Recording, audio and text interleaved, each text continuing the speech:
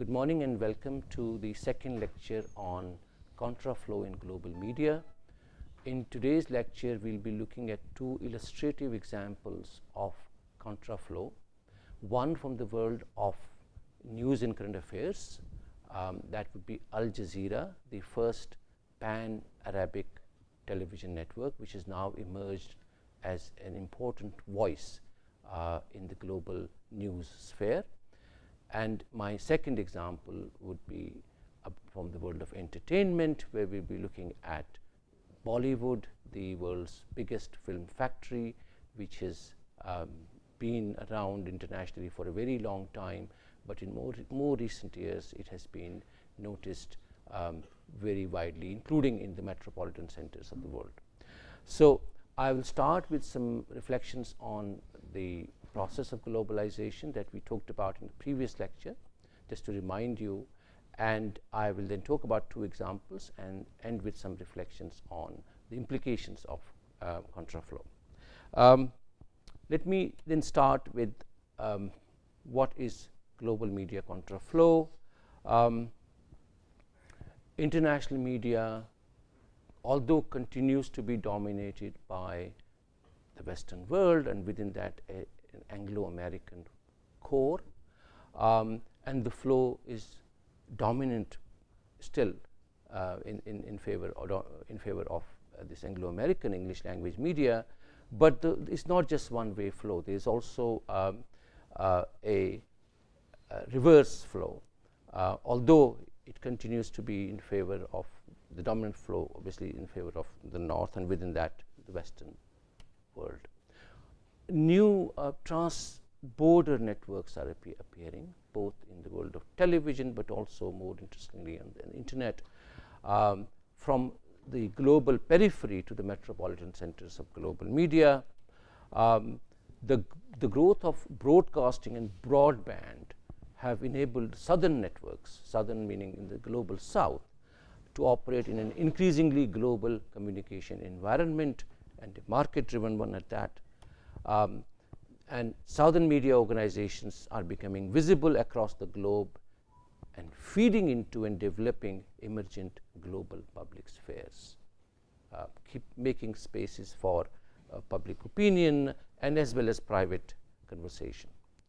So let me then start with two, my first example, which is from the world of entertainment, and we'll talk about, of course, the world's largest non-Western entertainment, which actually comes from India, although there are other non-Western entertainment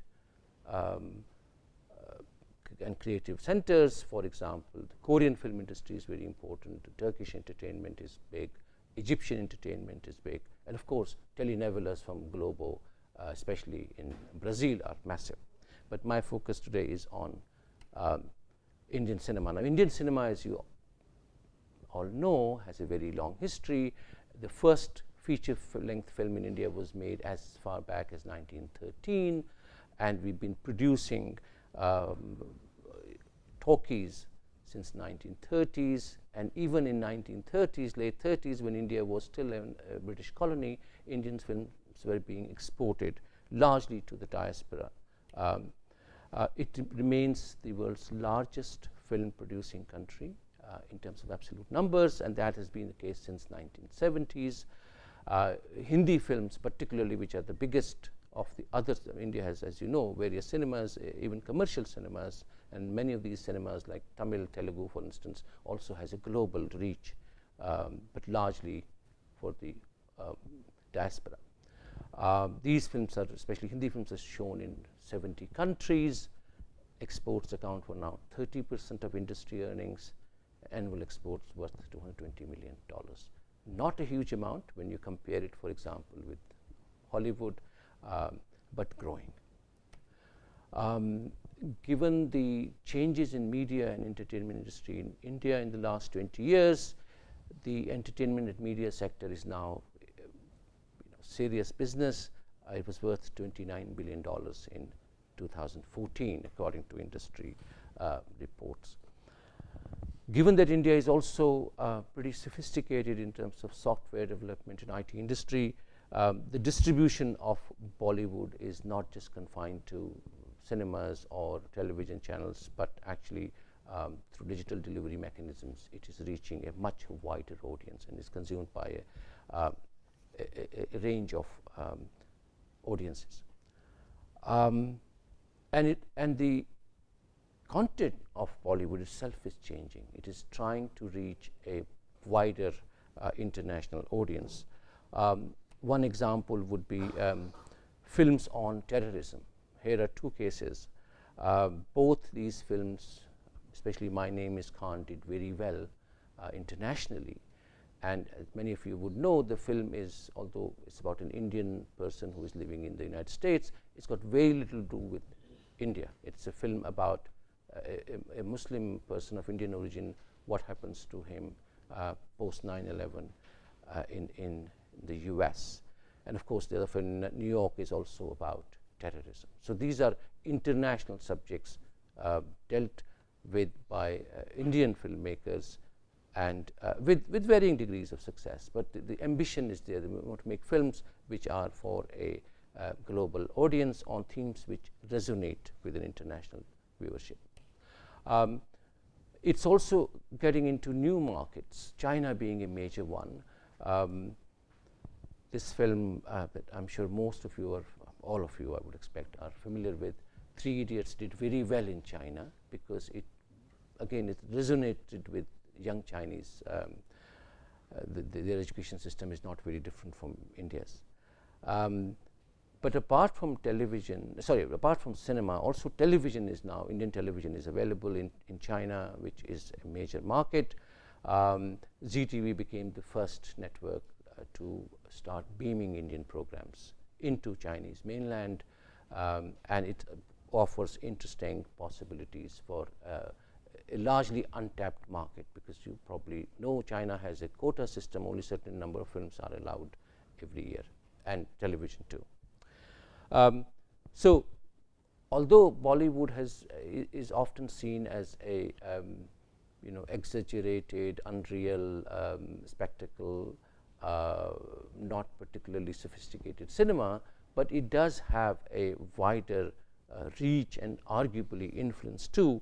In fact, I've argued in a book I did recently about soft power that Bollywood also creates a certain perception of India, which by and large is a positive perception, and that perception can be used to promote Indian interests. But if you're looking at the global media scene, which is what we are involved in discussing in this course, Bollywood is still relatively a small player, especially in terms of its earnings. So let's look at the comparison with the most powerful film industry in the world, namely Hollywood. Bollywood produces many more films than Hollywood, and that's been the case for a long time. It sells many more tickets than Hollywood does, 1 billion every year extra, given the size of Indian market. Revenues is a fantastic difference between the two, 51 billion and 1.3 billion. So it's like comparing apples and oranges. But it's growing very rapidly, much more than Hollywood. This is another interesting figure. Average cost of a Bollywood film is much lower than what an average film costs in Hollywood. In fact, the contrast is made very clearly in this figure, that an average marketing cost of an Indian film, an average film, is $500,000. In Hollywood, that's $27 million. So you can make 20 Bollywood films, for a cost of a Hollywood film. So that is the difference in terms of its economic value. But you have to be careful how you treat these figures, because these are legal figures, in the sense that these are figures that are available. Lot of Bollywood, like Hollywood, actually is consumed by people who are not paying for it, right? Especially online. and the growth on online has been phenomenal in the last decade or so. So actual usage is much bigger. It is not reflected in these figures. But it is also the case that among non-Hollywood cinema around the world, Indian cinema remains the most visible. It's available all over the world, and people associate India with this cinema. And in that sense, it creates an interesting kind of cinema which is different from Hollywood in many ways. Although there's growing synergies between Hollywood and Bollywood today, and how distinct Indian cinema is as against Hollywood is an interesting question. Also, how contra it is to the dominant American model, if you like, because it also operates in a very commercial environment and promotes a very similar kind of cinema with an Indian sensibility, but essentially it's a commercial product. So we should keep that in mind. I'll now move on to my second case, and that's from the world of news and current affairs. Now, entertainment, of course, is a much bigger industry. It's consumed by many, many more people. But in terms of influence, news gets a little more prominence, because it's supposed to be about real world and it's supposed to be reflecting what's happened in the world, and especially television news. And therefore, in recent years, there has been a growth in television news channels, international television news channels in English. Here are some examples.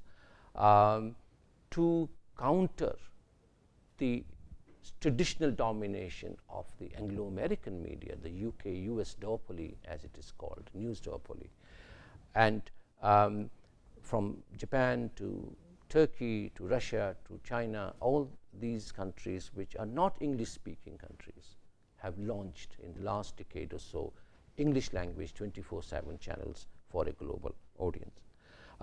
For instance, RT, which used to be called Russia Today, an English language channel, but also available in other languages, including Arabic and German, takes a very contrarian position, deliberately so. It actually covers the world from a Russian perspective, and more often than not, an anti-Western perspective.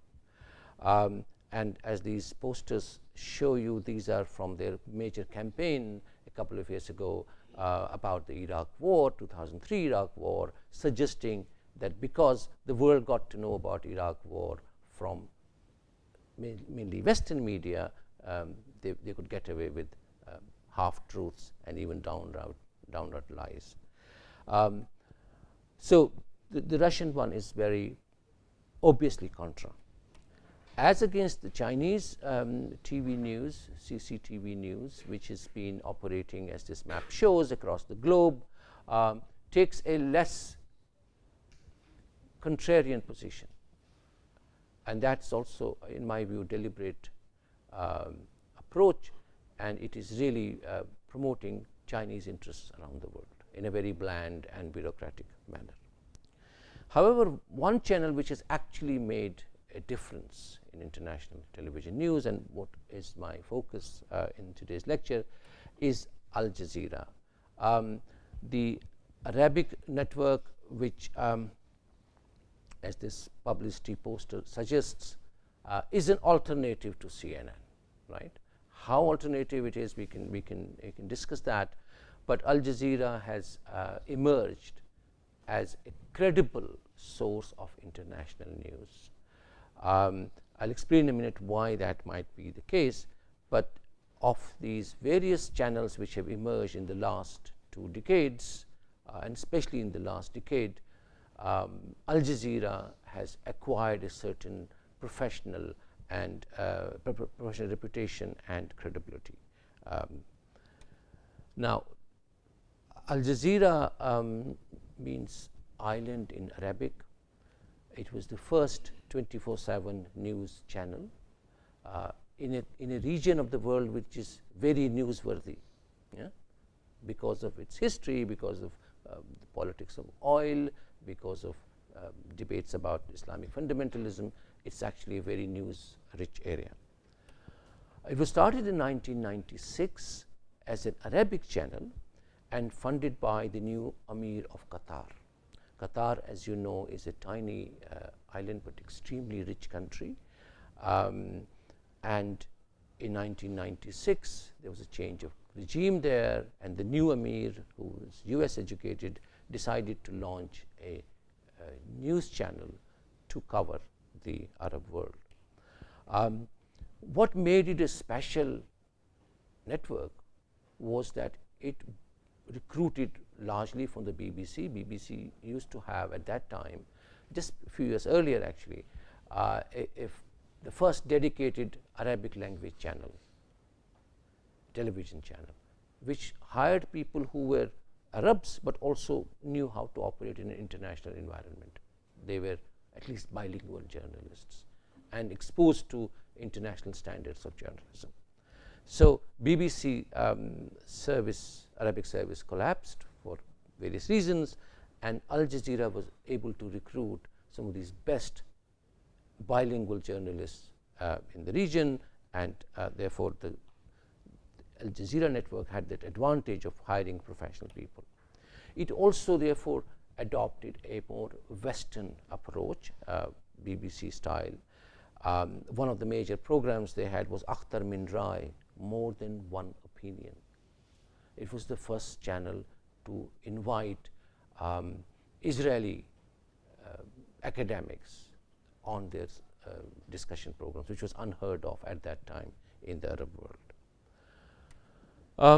Soon it was being described as the Arab CNN because of its impact, and it became particularly known in the Western world and wider world as the channel which covers Al-Qaeda, because it had the rare interview with Osama bin Laden, and that interview circulated around the world, and its logo became a familiar thing for most television journalists around the world, and increasingly audiences too.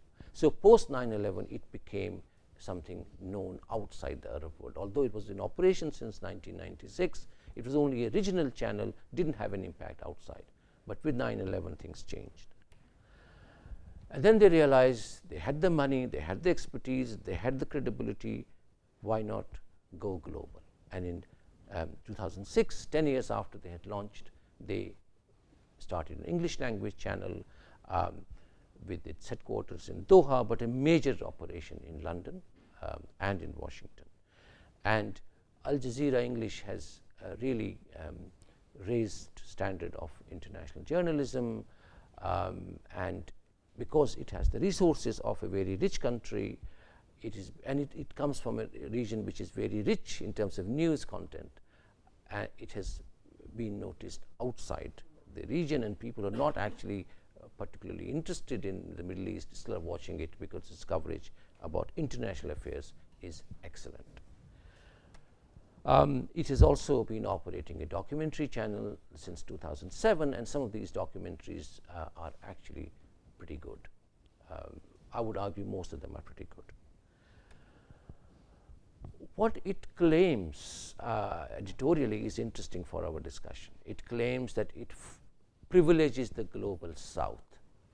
It is interested in stories in Africa, in Latin America, in Asia, and Middle East rather than in the Western world.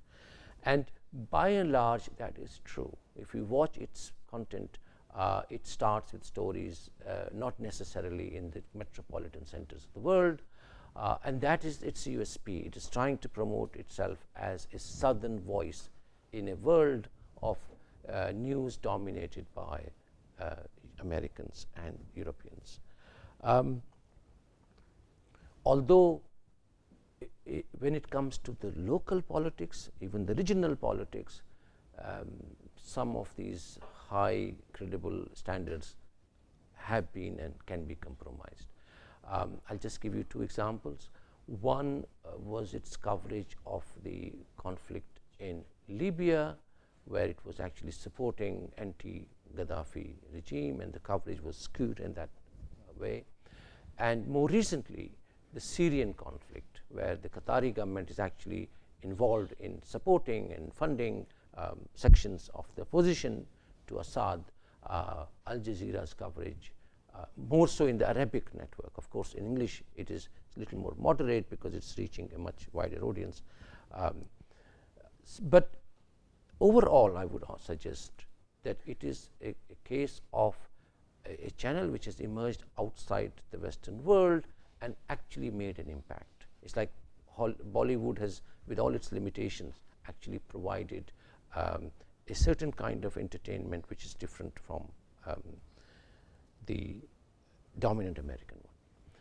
Now, my focus has been so far on television. Understandably, television is the most important medium, but the biggest growth in recent years has been on internet. Sorry. Here is some figures, latest data about internet users in the world. And the largest usage is in China, followed by India, and then US, Brazil, and Japan, and other countries like Indonesia, Nigeria. The growth is massive. So, when we talk of contraflow, as more and more people get connected through the internet and through social media, the content emerging from these peripheral centers of the world's media system is likely to increase, because that connectivity is there. And especially in terms of demographics, a majority of world's young people actually live in the southern hemisphere. In Africa, in the Arab world, in Asia, there is a massive growth of young population, while in Europe, in North America, in Japan, in Russia, actually there is a decline in population. So, it is likely that the content emerging from the global south will increase, because as more and more people get connected and travel and work outside their own countries, this is going to increase. So, I'll just end with a few reflections of what are the implications. How does contraflow relate to the broader debates about globalization? And the two examples I've chosen you are, I could have chosen, there are a dozen others. I chose two prominent ones just to illustrate the point. Despite this flow and contraflow, it is also the case that in most countries, national networks continue to receive highest audience shares. That's the case everywhere. And that's not going to change anytime soon, despite different types of flows. However, availability of a range of television and online channels has complicated the national discourse. Traditionally, the discourse could be managed nationally, because information could be managed, controlled. Yeah? There was a scarcity of information. For example, if you were looking at what's happening in Kashmir from only perspective from New Delhi, it's one way of looking at it. But if you have access to the Pakistani networks, then you find another story, which Indians now, if they try, can access. 20 years ago, they couldn't. So, it changes the discourse. Consumers can simultaneously access a variety of local, regional, national, and international content, and are therefore able to engage in different levels of mediated discourses. And it's equally true of the so-called advanced nations. They can now watch Russian television. They can go on the internet and find within seconds what's happening in Turkey. They don't need to be told by the BBC or CNN what's happening. And increasingly that is taking place, especially among the young. They're not watching television. News, certainly. They're not necessarily going to see a film in a theater. They're getting their information largely through online sources. And therefore, the mediation of the discourse is more complicated and therefore more interesting. And finally, contraflow contributes to a transnational public sphere. The public sphere which has been, global public space which has been largely dominated by basically Western world, is increasingly being challenged. That is not to say that Western domination has gone or is likely to disappear in the coming decade or two, but certainly there has been a shift. The world is much more heterogeneous than homogeneous. The media world certainly is, and internet especially, given its nature, is bringing as much diversity as it is making us consumers of a particular kind of digital capitalism. Yeah? When we go on social media, when we tweet, we are actually paying for, not directly, but through data trading, etc., to big corporations. But it is also giving us the connectivity to produce and distribute and consume content which is different maybe from the dominant content. And these are taking place in different shapes and forms around the world. And as a result, the global media scene is much more democratic and diverse than was the case before this online revolution took place. So in my view, the volume, the velocity, and eventually the value of this content coming from non-Western world is going to increase, and that's going to make the global media world a more interesting space. And I'll stop there. Thank you.